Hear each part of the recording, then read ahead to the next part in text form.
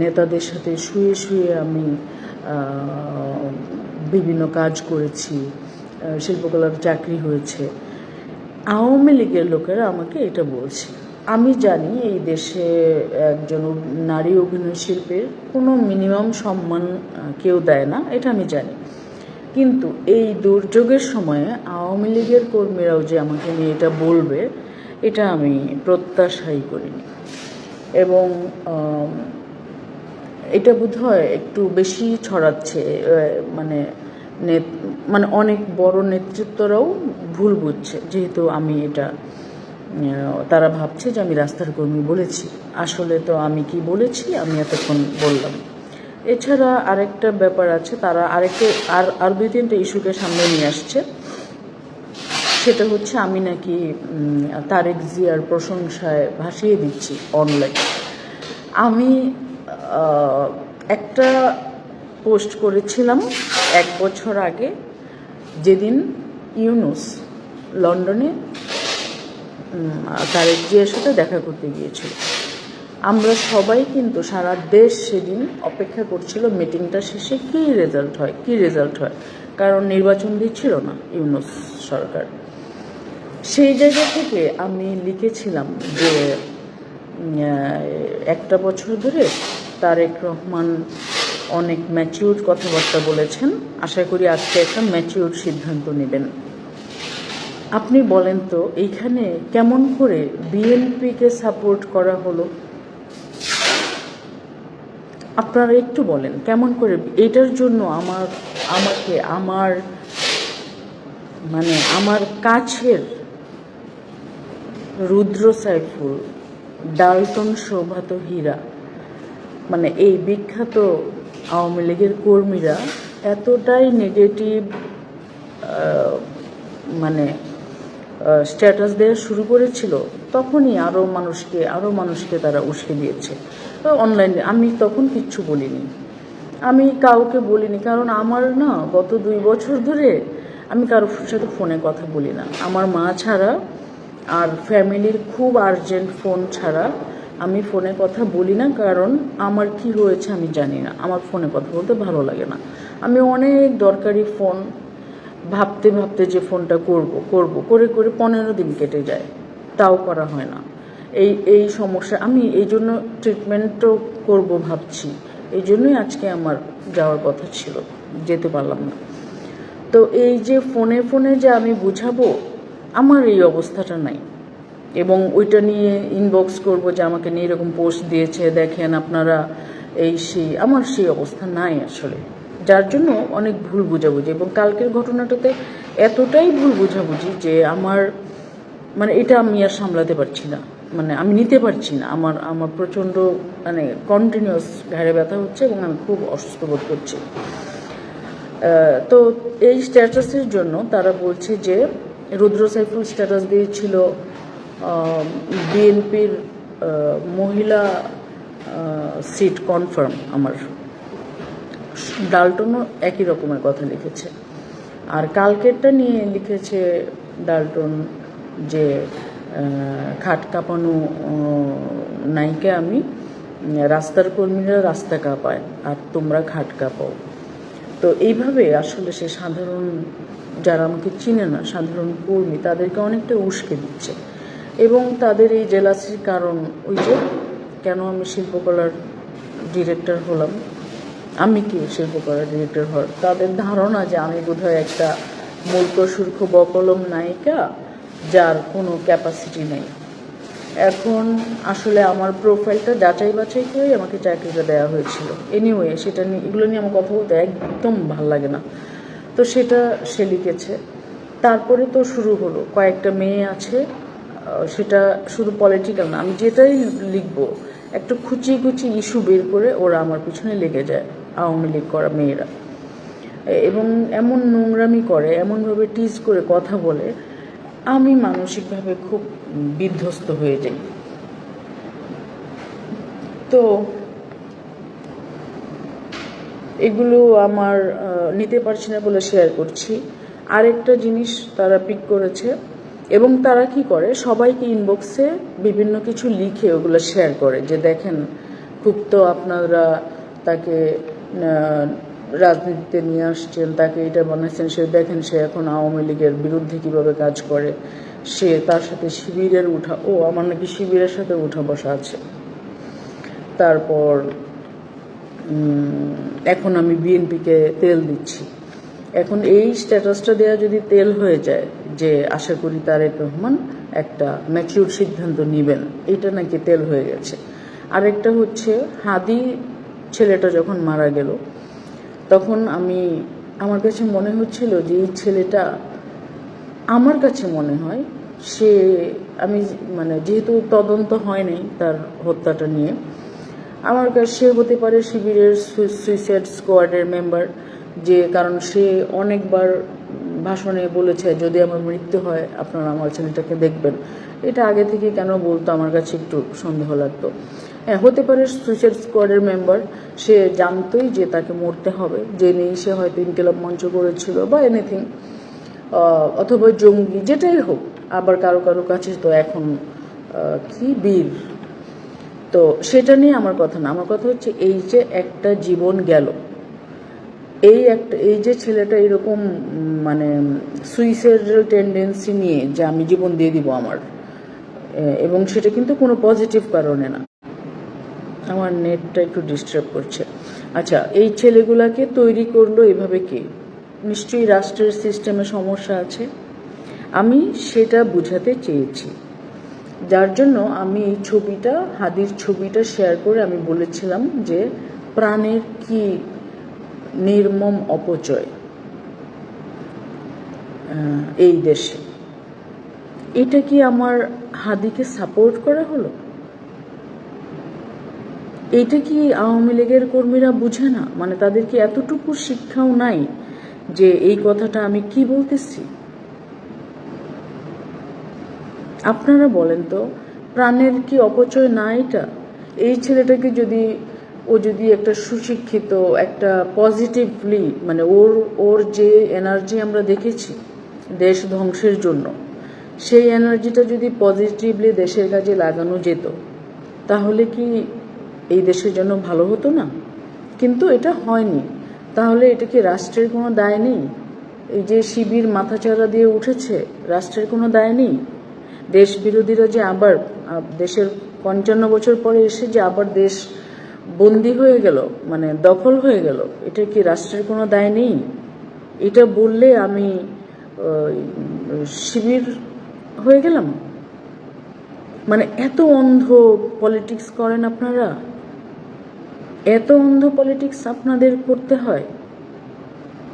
আপনারা কি একটু খোলা চোখে সবকিছু দেখতে পারেন না? আপনারা যে অন্ধ রাজনীতি করেন এবং এখন দলের মানুষদের নিয়ে যে নোংরামি শুরু করেছেন, যে বিভাজন শুরু করেছেন, আপনাদের জন্য এটা ভালো না। অনেক ক্ষতি করবে।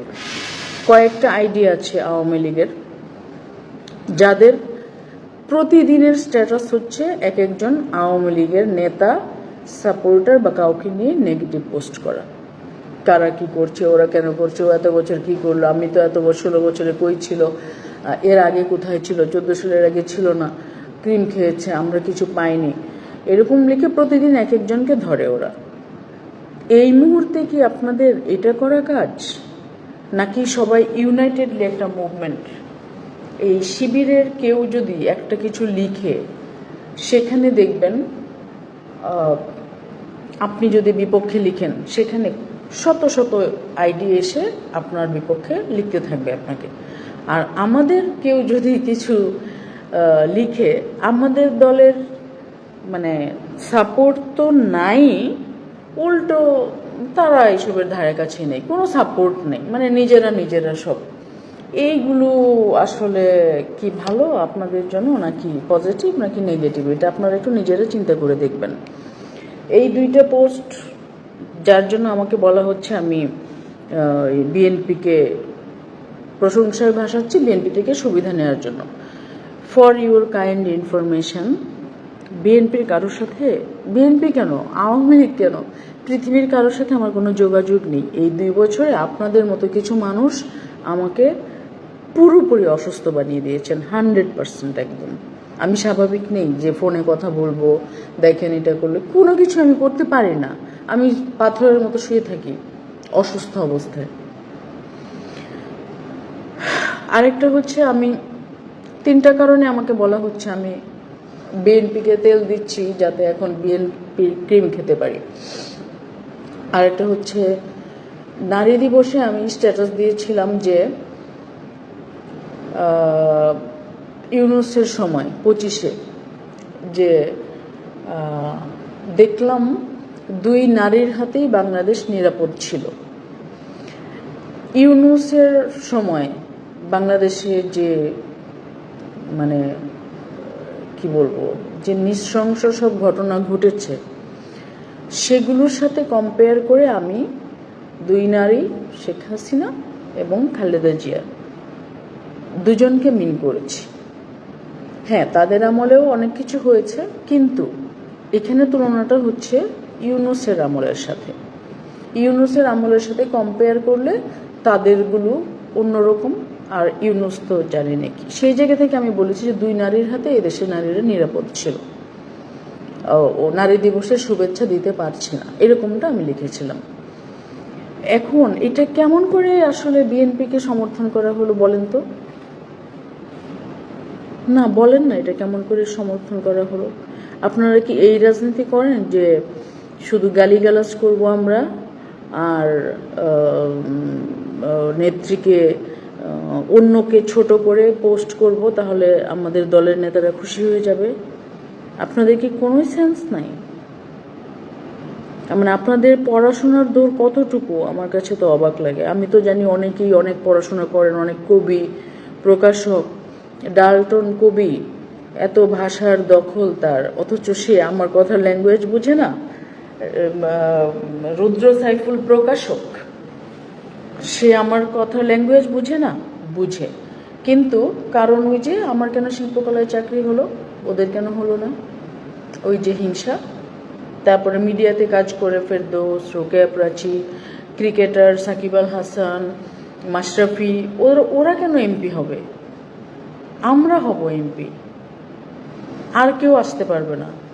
ওদের অ্যাটিটিউডটা হচ্ছে এই জায়গা থেকে তারা আমাকে এই হ্যারাসমেন্ট করছে। যাই হোক, ওই 3টা কথা তাদের কাছে হচ্ছে আমি জামাত বিএনপি হয়ে গেছি। আরেকটা জিনিস হচ্ছে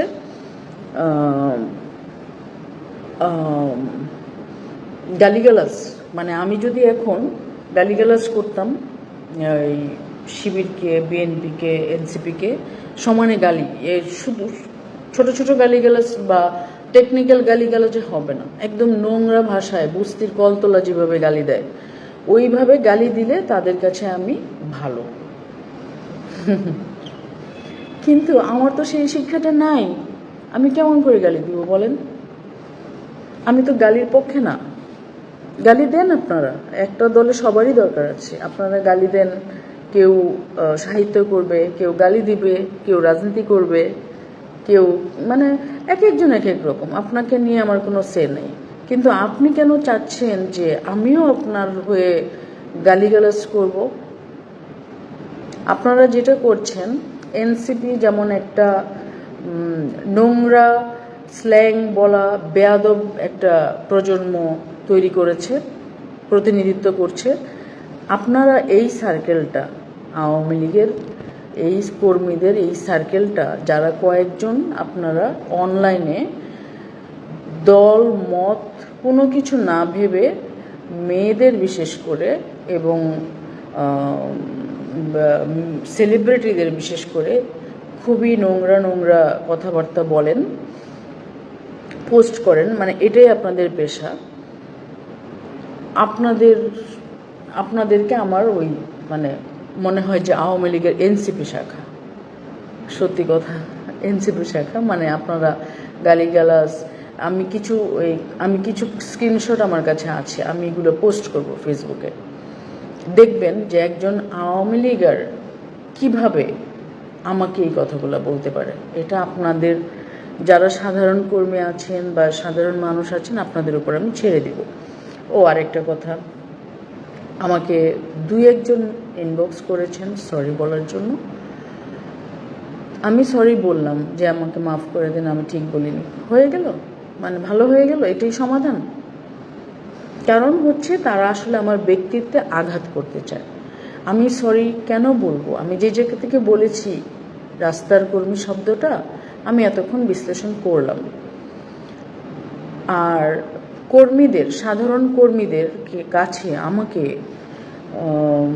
ছোট করার জন্য এবং নেগেটিভলি প্রেজেন্ট করার জন্য আপনারা যে স্টেপটা নিচ্ছেন সেটা আপনারা নিতে পারেন। আপনাদের কাছে আমি মানে কোনো কিছু ক্লিয়ার করতে যাব না, কিন্তু যারা সাধারণ কর্মী যারা আছেন দেশে, অথবা যারা দলের হয়ে কাজ করেন, অথবা সাধারণ মানুষ, একজন অ্যাক্ট্রেস হিসেবে আমি অভিনেত্রী দেশের সবার, সব দলের সবার। আর আমি একজন দেশের পক্ষের, মুক্তিযুদ্ধের পক্ষের মানুষ হয়ে আমি যেই দল সাপোর্ট করব সেই দলেরও কর্মীরা যারা আছেন তাদের কাছে আমি ক্লিয়ার করে বলি, আমি নিজে খুব সাধারণ জীবনযাপন করি। আমার খুব সাধারণ সরল সহজ মানুষদের সাথে মিশতে ভালো লাগে। আমাকে যারা চিনে, যারা আমার সাথে মিশে, তারা জানে আমি কেমন। ফলে আমি কোনো সাধারণ কর্মীকে ছোট করব বা আমি নিজে সেলিব্রিটি একটা ভাব দেখাবো, এটা আমার ব্লাডে নেই। সো আমাকে নিয়ে এরকম কুৎসা রটনা করে খুব একটা সাকসেসফুল হতে পারবেন না, হয়তো সাময়িক আনন্দ পাবেন আপনারা। আর যে জায়গাতেই যাক তার নিজের যোগ্যতাই যায়। কারণ খাট তো প্রতিটা মেয়েই কাঁপাতে পারে, কিন্তু নির্দিষ্ট একটা টপ জায়গায় সবাই তো যেতে পারে না। সো খাট কাঁপানো কোনো যোগ্যতা হতে পারে না। আপনারা এই শব্দগুলো বলে মানে এত হ্যামারিং করেন, আমার কি বলবো, কালকের পর থেকে মানে 2 বছর ধরে তো মানে শিবির রাজাকাররা প্রতি মুহূর্তে মেরে ফেলছে সোসাইটি, আমার কাজের জায়গা, প্রতি মুহূর্তে পেইন দিচ্ছে। আপনারাও শুরু করেছেন, আপনারা গুটিগত আওয়ামী লীগের আমার বিপক্ষে লেগে আমার সমস্যা হচ্ছে, আমার মানসিক সমস্যা হচ্ছে। আমি কারো কাছে ভালো সাজার জন্য, দলের পদ পদবি অথবা কোনো বড় কোনো কিছুর জন্য ভাই আমি এটা ক্লিয়ার করতে আসি নাই। আমি শুধুমাত্র বলতে চাই যে আমি খুব সাধারণ মানুষ, আমি সাধারণ মানুষকে রেসপেক্ট করি। এবং রাস্তার কর্মী যারা, আবারও বলছি রাস্তার কর্মী বলতে আমি আপনার রাজপথ, মেট্রোপথ, জলপথ, স্থলপথ সব পথের কর্মীদের বুঝিয়েছি। এবং যারা তৃণমূলের একেবারে দেশের আনাচে কানাচের কর্মী, সবার জন্য আমার প্রচণ্ড শ্রদ্ধা। আপনাদের যে ডেডিকেশন, কোনো কিছু না পেয়ে আপনারা দলের জন্য অনেক ডেডিকেটেড, সেই জায়গাটা থেকে আমি আপনাদেরকে প্রচণ্ড শ্রদ্ধা করি। রাস্তার কর্মী শব্দটা আমি বিশ্লেষণ করেছি যে আমি কি বোঝাতে চেয়েছি, কিন্তু এটাকে যারা বিভিন্ন কালার করে আপনাদের সামনে আমাকে ছোট করছে, সেটার একটাই কারণ যে আমি তাদের থেকে হয়তো একটু সাকসেসফুল। আমি কেন শিল্পকলার পরিচালক হয়েছিলাম, আমি মিডিয়াতে কাজ করি, আমি কেন পলিটিক্যাল জায়গায় আসব, এইসব জেলাসি থেকে তারা এটা করেছে। এবং তাদের ভাষা দেখলে আপনারা বুঝতে পারবেন যে তারা ভবিষ্যতে রাজনীতি করলে কি করবে। একজন পলিটিশিয়ানের কি কি গুণ থাকা উচিত, আপনারা যদি এটা নিয়ে আলোচনা করতেন যে রাস্তার কর্মী শব্দটা ব্যবহার করলেন কেন, এরকম আমি আনসার করতে পারতাম। আপনারা শুরুই করছেন আপনি তো খাট কাঁপানো নায়িকা, আপনি কি নেতাদের বিছানা গরম করা। আপনারা যে আপনাদের নিজের দলের নেতাদেরকে নিয়ে এগুলো বলেন, আপনাদের কি কোনো মিনিমাম পলিটিক্যাল সেন্স আছে যে কাকে কি বলা যায়, কাকে কি বলা যায় না অনলাইনে? নাই। সো আপনাদের কথা গুরুত্ব দেওয়ারও কিছু নাই। কিন্তু আমি একটু অবাক হয়ে গিয়েছিলাম, যেহেতু আপনারা আওয়ামী লীগ করেন এবং অনলাইনে এইভাবে এই মুহূর্তে দেশের এই পরিস্থিতিতে যেভাবে টর্চারটা করছেন আপনারা, এটা আমার জন্য মেনে নিতে খুব খুব খুব কষ্ট হচ্ছে। আমার মানসিক চাপ তৈরি হচ্ছে, আমি অসুস্থ হয়ে যাচ্ছি। আর আমি কি করেছি দলের জন্য সেই ফিরিস্তি আমি দিব না। আমার মানে দিব না কেন, কারণ আপনারা যেই বিশেষণগুলো আমাকে দেন, বিশেষণগুলো খাট কাঁপানো নায়িকা, বিছানা গরম করা নায়িকা, আওয়ামী লীগের তেল গুড় মাখন কি মাখন তেল মেরে কাজ করা, আওয়ামী লীগের গুড় মাখন খাওয়া, তারপর আর কি কি যেন, আর ওই যে কিছু কিছু গালি যেটা আপনাদের নির্দিষ্ট করে রাখা যে কোনো মেয়ের জন্য, মানে যে কোনো প্রতিষ্ঠিত মেয়ের জন্য, যে কোনো ওয়ার্কিং নারীর জন্য, এই উচ্চারণ না করি, জানেনই তো কিছু ভাষা নির্দিষ্ট, ওগুলো তো ডাল ভাত, ওগুলো তো আছেই। এইগুলো যে আপনারা বলে যাচ্ছেন, এগুলো একটাও না আসলে আমি না। আমি খাট কাঁপিয়ে বা কারোর সাথে শুয়ে বা কোনো কিছু, এগুলো আসলে আমার সাবজেক্ট না। এগুলোর সাথে আমার যায় না, আমি নাই এগুলোতে। কিন্তু আমি আপনাদেরকে তো এটা বুঝাতে পারবো না এবং বোঝাতে চাইও না। কিন্তু আমি কথাটা কেন বললাম, আমি সেটা হচ্ছে আমার প্রচণ্ড জেদ আর অনেক রাগ, এইটা আমি বিশ্বাস করি। আর আমি সত্যকে মিথ্যা বানিয়ে এবং কোনো কিছুকে রং লাগিয়ে যারা প্রেজেন্ট করে, পরশ্রী কাতর হয়ে হিংসা করে, তাদের প্রতি আমার খুব রাগ হয়, প্রতিশোধ জেদ কাজ করে। সেই জায়গা থেকে আমার আজকে লাইভটা করা, কোনো ইয়ের জন্য না, কোনো লাভের জন্য না, বা কোনো ক্যালকুলেশনের জন্য না। আমি প্রমাণ করতে যাব না কারণ আমার পক্ষে প্রমাণ করে তো সম্ভব না। আমি জানি আমি কি, আমার কাছের মানুষেরা জানে আমি কি, আমার বিবেক জানে আমি কি। তো আপনাদের এই নোংরামি কি চলবে জানি না, কিন্তু যারা আমাকে ভুল বুঝেছেন, যারা এদের চক্রান্তে পড়ে আমার সম্পর্কে ভুল ধারণা করছেন, আমি তাদেরকে অনুরোধ করব যে আপনারা আমি যে কথাগুলো বললাম আমাকে বিশ্বাস করে একটু বোঝার চেষ্টা করবেন। আমি কি বলবো, আর কিছু বলার নাই আমার। আর অনেকে বলছেন দেশে বাইরে থেকে তো এরকম এই করা যায়। আমি দেশে আছি, আমি 2 বছর দেশেই ছিলাম। তো যেহেতু 5টা মামলা হয়েছে, তো সেগুলো থেকে কী করে নিজেকে সেফ রাখা যায় সেইভাবে আমি দেশে ছিলাম। আর হচ্ছে পদ পদবীর জন্য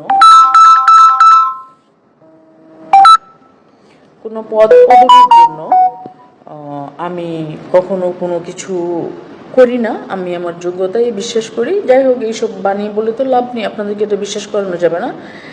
কিন্তু ভাই, এই যে নোংরা পলিটিক্স, এই দেশের যে নোংরা পলিটিক্স, আপনারা না, এখন দেশে যা চলছে এবং আপনারা যা করছেন এই মুহূর্তে, আমি মাফ চাই ভাই। আপনাদের কোনো পদ, কোনো মন্ত্রিত্ব, কোনো বড় পোস্ট, কোনো কিছুই আমি চাই না। আমি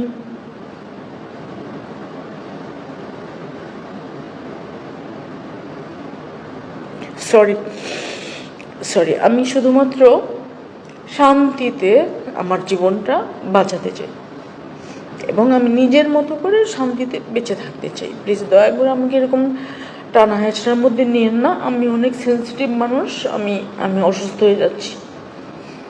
আমার আমি পার্সোনাল ইনফরমেশন দিতে চাই না, কি হয়েছে, কিভাবে টাইম কাটছে আমার, কী করছি না করছি। আমি ভিকটিম কার্ড প্লে করতে চাই না।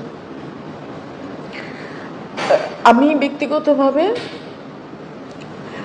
একজন আমি আমার দেশ, আমার মুক্তিযুদ্ধ, আমার সংবিধান, আমার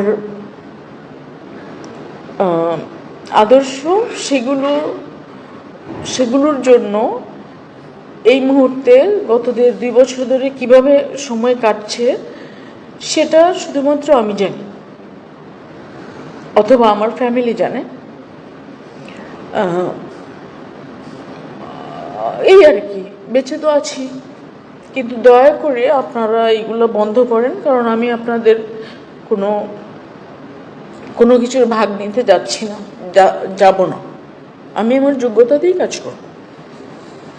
তবে আপনারা যে এই বিভাজন তৈরি করছেন নিজেদের দলের মধ্যে, এটা বোধহয় আপনাদের জন্য ভালো কিছু না।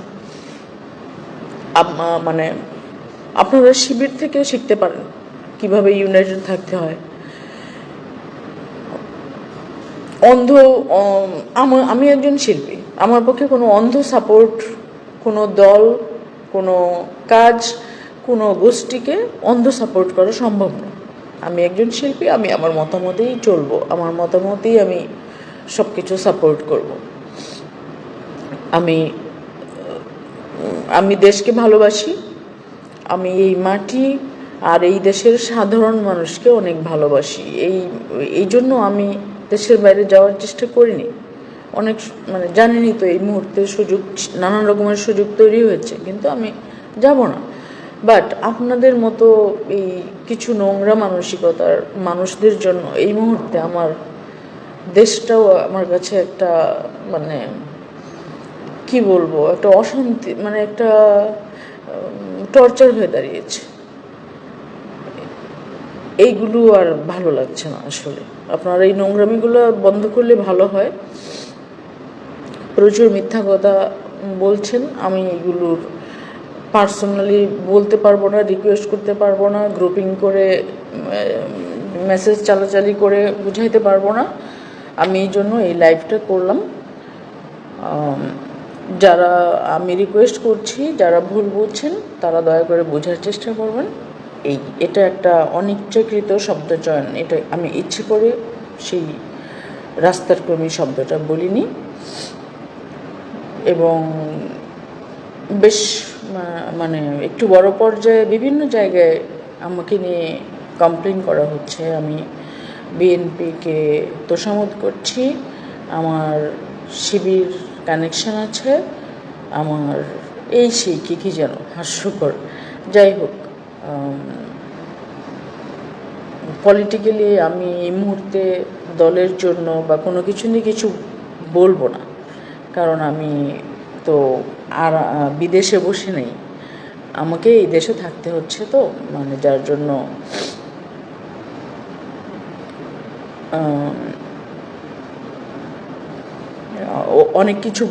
অনেক কিছু বলতে চাচ্ছি না এই মুহূর্তে। কিন্তু এই না যে আমি কাউকে তোষামোদ করে চলবো, কাউকে ভয় পেয়ে চলবো, কাউকে কেয়ার করে চলবো।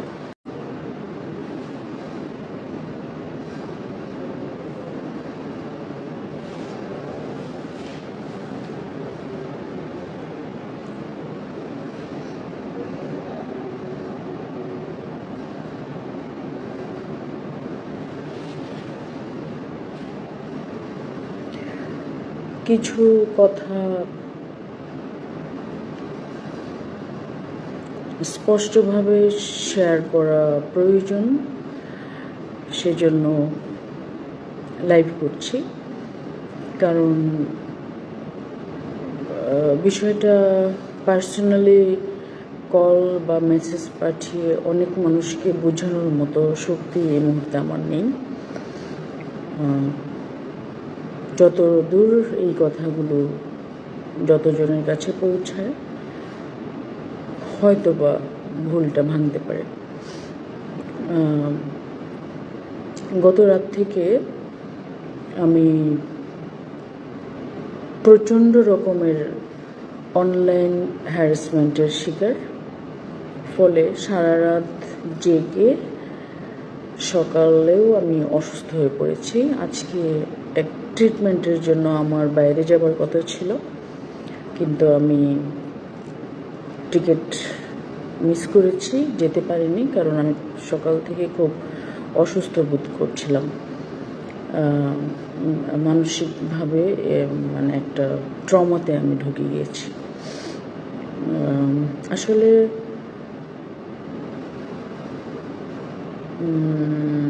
অনলাইন যুগ শুরু হওয়ার পর থেকে মোটামুটি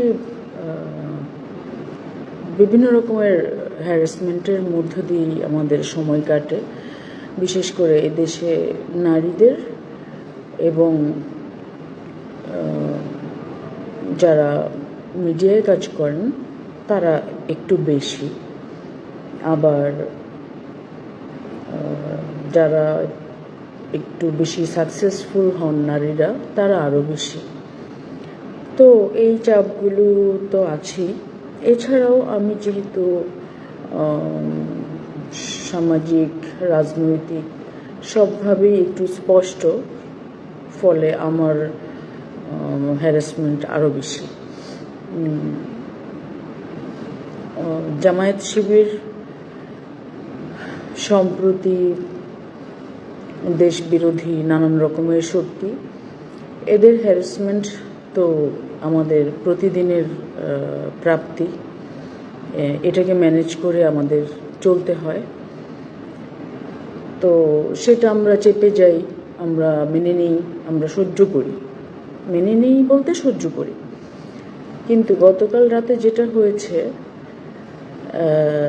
যারা গ্রুপ বেঁধে দল বেঁধে আমাকে হ্যারাসমেন্ট করছে, এখনও চলছে সেটা, তারা আসলে আওয়ামী লীগের কর্মী সমর্থক, বিভিন্নভাবে আওয়ামী লীগের সাথে যুক্ত। তো তাদের কাছ থেকে এই ধরনের কথাবার্তা, পোস্ট, আমাকে নিয়ে তাদের লেখা, এগুলো আমি আসলে সহ্য করতে পারছি না। হয় না যে আমাকে নিয়ে একটু বাজে কথা বললো যে কেউ, এগুলো পাত্তা দেওয়ার কিছু নেই, কিন্তু আমার ফ্যামিলির মানুষ যখন আমাকে নিয়ে বাজে বা কোনো নোংরা কথা বলবে, সেটা সহ্য করা কিন্তু খুব টাফ। আমি একটু বেশি সেন্সিটিভ মানুষ, আমার আরও খারাপ লাগে। তো এটা আমি নিতে না পেরে আমি অসুস্থ হয়ে পড়েছি, এবং আমি অবাক হয়ে গেলাম যে এই মানুষটা আমাকে এটা বলতে পারলো, আমাকে জানার পরেও, আমাকে চেনার পরেও। আমার অনেক সহকর্মী, আমার যেহেতু আমি বিভিন্ন ক্ষেত্রে মানুষদের সাথে আমার কানেকশনস আছে, রাজনৈতিক, সাহিত্যিক, মিডিয়া, সব ক্ষেত্র থেকেই মোটামুটি অনেকেই সেই মানে আমাকে কত দূর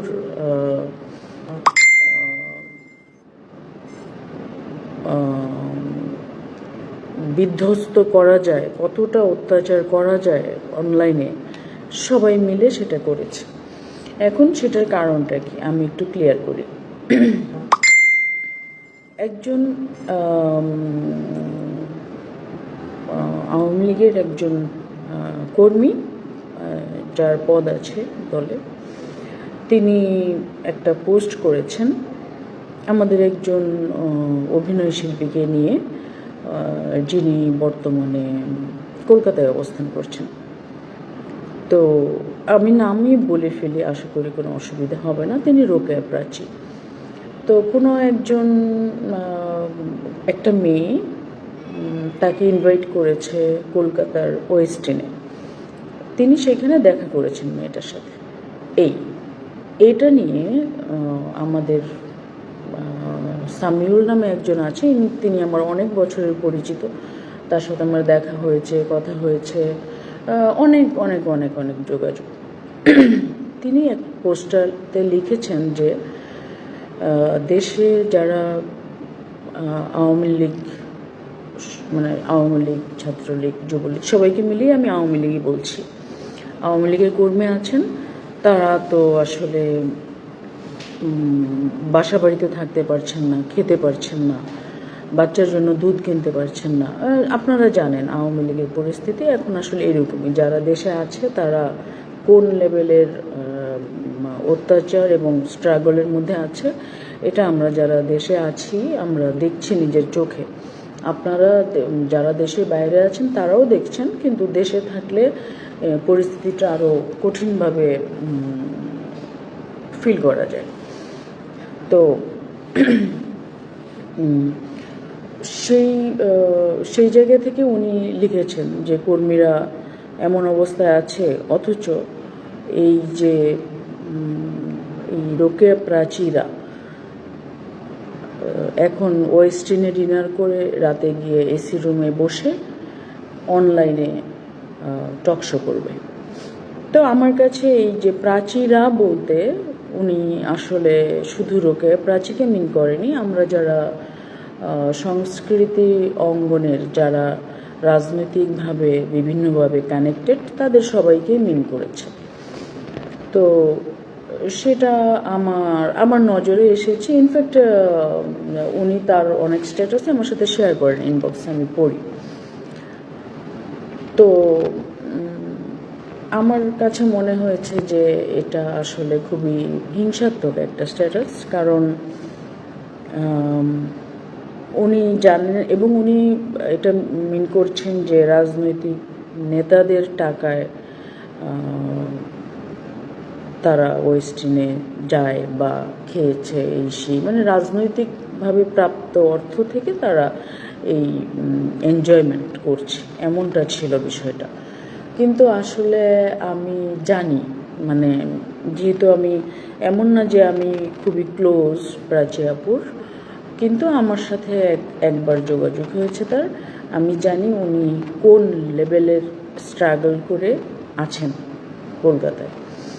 তো যেহেতু উনি সেলিব্রিটি, তো ওনার সাথে মানুষ দেখা করতেই পারে। দেখা করার জন্য বেছে নিয়েছে ওয়েস্টিন, একটা মেয়ে তার সাথে দেখা করেছে, কিন্তু সেটা না জেনে কিন্তু ওনাকে এইভাবে ট্রিটমেন্ট করা হচ্ছে। তো আমি সম্প্রতি দেখলাম একটা গ্রুপ আওয়ামী লীগের, যারা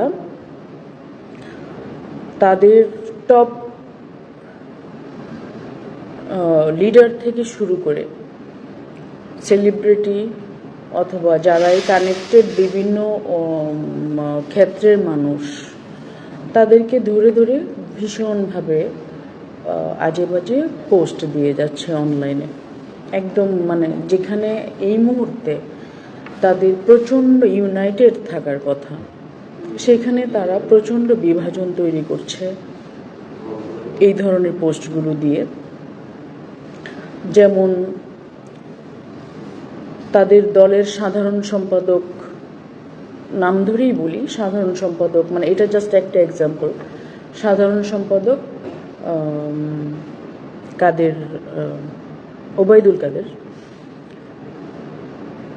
এখন 24-এর পরে কোন নেতা কি করেছে, কোন নেতা দোষ করেছে, কে কি, এটা দেশের মানুষ জানে, কে কি করেছে, বিদেশি কেন গেল, কত, মানে আমরা সবাই জানি কে কি করেছে, মানুষের একটা ধারণা আছে।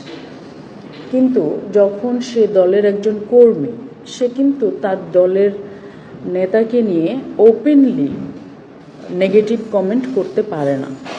তার অভিযোগ থাকলে সে দলের ভেতরে অথরিটিকে জানাতে পারে যে উনি এরকম, ওনাকে আমরা চাই না, বা উনি ওরকম, ওনাকে আমরা চাই না। বাট সেটা না করে তারা অনলাইনে এত নোংরা নোংরা কথা, মানে ওবায়দুল কাদেরকে তারা বলছে কাউয়া কাদের।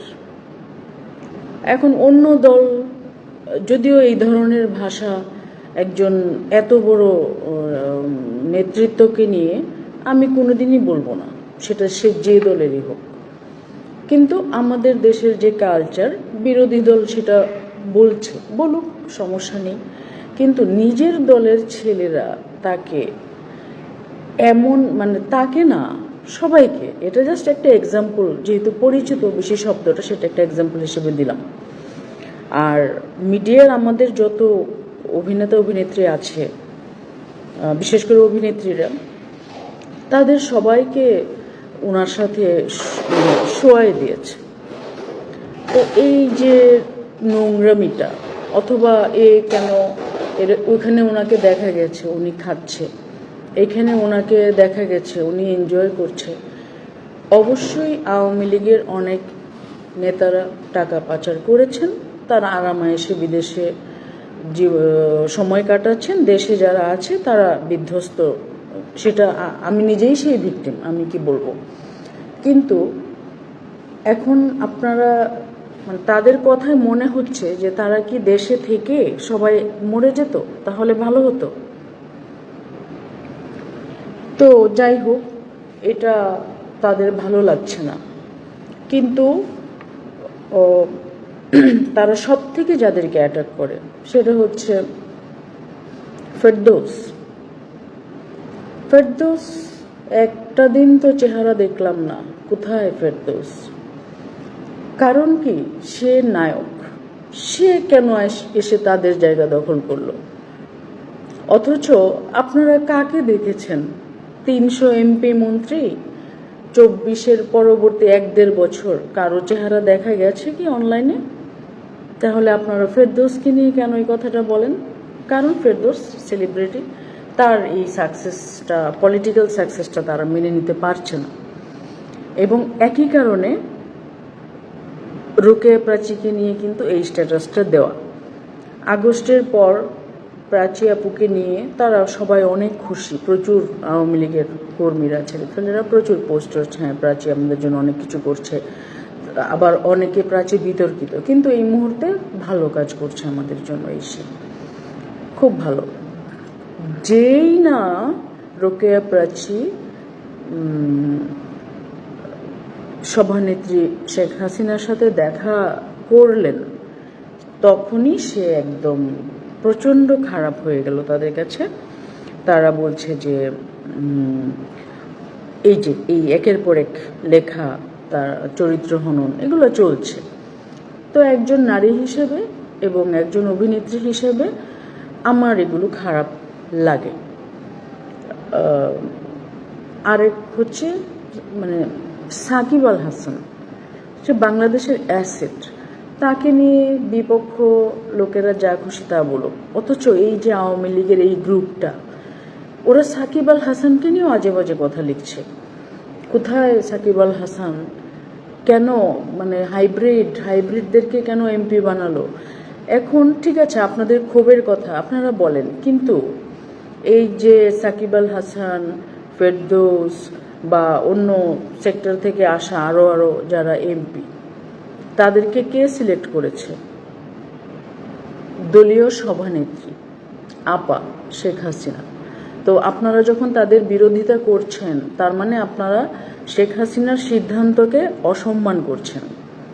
আপনারা মতামত দিতে পারেন যে আমরা ওনাদেরকে চাই না, সেটা আপনারা লিখিত মতামত দেন, পার্টির কাছে দেন, দপ্তরে দেন, ব্যক্তিগতভাবে বলেন, কিন্তু অনলাইনে তাদেরকে নিয়ে এত নোংরা প্রেজেন্টেশন, তাদের চরিত্র হনন, এগুলো আপনারা কেন করেন? এগুলো কি ঠিক?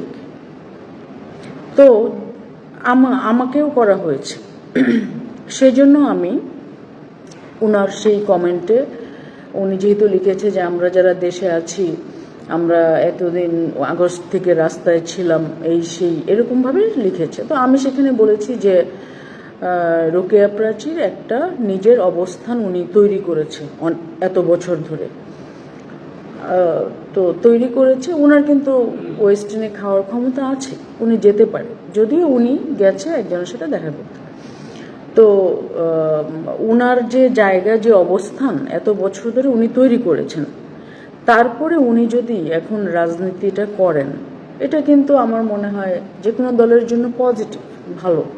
কোনো অন্য সেক্টরের সেলিব্রিটি যদি কোনো দলের জন্য এসে কাজ করে, এটা সেই দলের জন্য পজিটিভ আমি মনে করি, প্রাপ্তি। এই যে তারপরে উনি লিখলেন যে ওয়েস্টার্ন থেকে গিয়েই উনি টক শোতে বসবেন। এখন রোকেয়া প্রাচী টক শোতে যাদের সাথে কথা বলবেন, তাদের সাথে কি যে কোনো কর্মী কথা বলতে এইভাবে পারবে? তাহলে সেটাও কি এক ধরনের অবদান না দলে? আপনারা কিন্তু মানে পিছনে লেগেছেন। যাই হোক, সেটা অন্য কথা, আপনারা যা খুশি তা করেন। আমার যেখানে খারাপটা লেগেছে যে আপনারা বলছেন প্রাচীরা, সেখানে আপনারা মিডিয়াকে ট্যাগ করে দিয়েছেন। তো এখন আমি বলেছি যে তো প্রাচীরা ওয়েস্টার্নে খেতে যাবে নাকি রাস্তার কর্মীরা যাবে, আপনিই বলেন। এইটা আমি ওনাকে বলেছি। এখন এইটা বলার কারণে এই যেই গ্রুপটা একের পর এক নেতা থেকে শুরু করে সবাইকে হ্যারাসমেন্ট করে, তারা এই শব্দটাকে পিক করেছে, রাস্তার কর্মী শব্দটাকে, এবং সমস্ত জায়গায় অনলাইনে শত শত শত পোস্ট দিচ্ছে যে আমি নাকি আওয়ামী লীগের কর্মীদেরকে রাস্তার কর্মী বলেছি। আচ্ছা ভাই, এখন এটা আমি কেমন করে বুঝাবো? সত্যি বলতে আমি যে আমি কেন বলেছি সেই প্রসঙ্গটা কি সেটা ক্লিয়ার করার জন্য আমি লিখে আর পারবো না, কারণ আমি অনেক বিধ্বস্ত। আমার যখন ট্রাইব্যুনালে একটা অভিযোগপত্র দিয়েছে 28 জন শিল্পীর নামে, সেখানে আমার নামটাও আছে। 5টা মামলা হওয়ার পরে আমার জীবনে এগুলো নতুন। আমি মানে আমার জন্য একটু চাপ যাচ্ছে অবশ্যই, কিন্তু ভেঙে পড়িনি। কিন্তু এই যে ট্রাইব্যুনালের মামলাটার পর আমি খুব বিরক্ত হয়েছি। আমার এক ধরনের সমস্যা যাচ্ছে। তার মধ্যে তাদের যে এই আওয়ামী লীগের লোকেরা যা করছে আমাকে নিয়ে, এটা না আমার নিতে অনেক কষ্ট হচ্ছে। তো আমি যে জনে বুঝাবো সেটা আমার আর এনার্জিটা নেই, সেটা আমি এই জন্য ক্লিয়ার করার চেষ্টা করছি এখন। তো আমি ওই সেন্সে, যেহেতু রোকেয়া প্রাচী সেলিব্রিটি, আর যারা আমরা বাইরে কাজ করি, বড় নেতা নয়, যারা সাধারণ কর্মী বা দলের ছোট ছোট পদে যারা আছেন, বিভিন্ন পদে, তারা ডেডিকেটেডলি অবশ্যই কাজ করেন, কিন্তু অবস্থানটা তো একটা ফ্যাক্ট। সেই জায়গা থেকে রোকেয়া প্রাচীর রোকেয়া প্রাচীর যে তারকা খ্যাতি, সেটার সাথে কম্পেয়ার করতে গিয়ে সাধারণ কর্মীদেরকে আমি বলেছি যে রাস্তার কর্মী। এখন আমরা তো অনেক সময় বলি যে হ্যাঁ আমি একজন রাস্তার কর্মী, মানে কি? আমি চেয়ারে বসে থাকি না, আমি রাস্তায় জনগণের সাথে কাজ করি। যে কোনো বিপদে আমি বুক পেতে দিই, আমি মরার জন্য প্রস্তুত। রাজনৈতিক কর্মীরা যারা রাস্তায় কাজ করেন, এই যে আবারও কিন্তু রাস্তা প্রসঙ্গটা চলে আসে, যারা রাজপথে, এখন আমি রাজপথে বলে আপনারা খুশি হতেন, কিন্তু আমার গ্রামের যে মেঠোপথ, সেখানেও তো মিছিল হয়, ঠিক আছে, তারা তৃণমূলের কর্মী।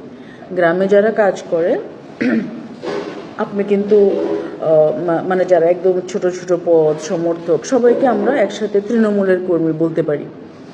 কিন্তু এই ধরেন কি বলবো, সূত্রাপুরের একটা রাস্তার কর্মীরা, প্রত্যেকটা গলিতে গলিতে অফিস আছে, প্রত্যেকটা ওয়ার্ডে আওয়ামী লীগের অফিস আছে, এখানে যারা কাজ করেন তাদেরকে কি আপনি তৃণমূল বলতে পারবেন? অথবা তাদেরকে কি আপনি রাজপথের বলতে পারবেন? এই যে কলেজ ইউনিভার্সিটিগুলোতে যে ছাত্র সংসদ বা দলের হয়ে যারা কাজ করেন, ছাত্রলীগের, তারা কি তাদেরকে কি আপনি তৃণমূল বলতে পারবেন? তারাও এক এক সেক্টরের তো এক একটা জায়গা। এটা রাস্তা বলতে সব কিছু মিন করে, যারা একদম অনেক বড় পদে বসে নেই। এই হয়তো কমিটির আমি উপকমিটিও বলবো না, মূল কমিটির যারা পদধারী নেতা, তারা ছাড়া বাকি সবাই রাস্তায় নেমে যায় তো যে কোনো কিছু একটা হলেই, শুরুতে তো তারাই নামে। আমি স্বীকার করি কি, আমি জানি, আমি বিশ্বাস করি, আমি মানি যে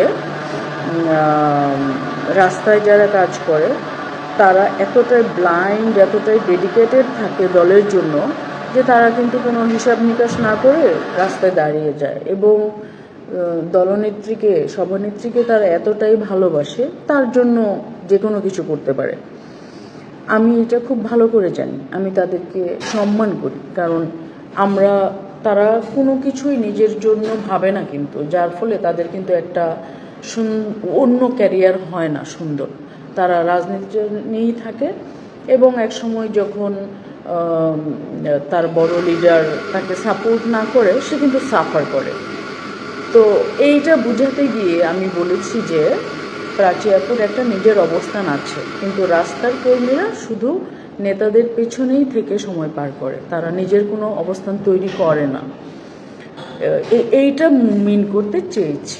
এখন এটাকে রং লাগিয়ে আমাকে যে পরিমাণ কোন লেভেলের কথাবার্তা আমাকে আজ পর্যন্ত, কালকে একটা ফটো কার্ড দেখলাম আমাকে নিয়ে করেছে, আজ পর্যন্ত আমার জীবনের প্রথম হ্যারাসমেন্ট ফটো কার্ড এটা। আজ পর্যন্ত আমাকে নিয়ে কোনো নেগেটিভ ফটো কমেন্ট আমার এই 25 বছরের মিডিয়া ক্যারিয়ারে কেউ করতে পারেনি। এই 20 বছরের মিডিয়া ক্যারিয়ারে কেউ করেনি, কোনো দল করেনি, শিবির করেনি, এনসিপি করেনি, বা অন্য কোনো গ্রুপ করেনি, করলো আওয়ামী লীগ। এবং যে ফটোকার্ডটা করেছে সে আবার ব্যারিস্টার, দেখলাম তার নামের টাইটেলে।